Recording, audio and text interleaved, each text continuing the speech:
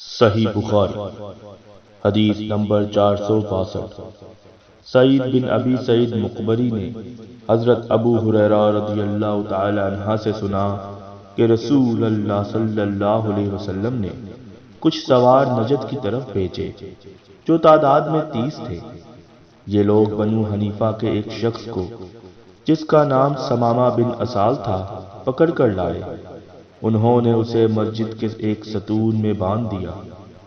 پھر رسول اللہ صلی اللہ علیہ وسلم تشریف لائے اور تیسرے روز سمامہ کی نیک طبیعت دیکھ کر آپ صلی اللہ علیہ وسلم نے فرمایا کہ سمامہ کو چھوڑ دو۔ رہائی کے بعد وہ مسجد نبوی سے قریب ایک کھجور کے باغ تک گئے اور وہاں غسل کیا۔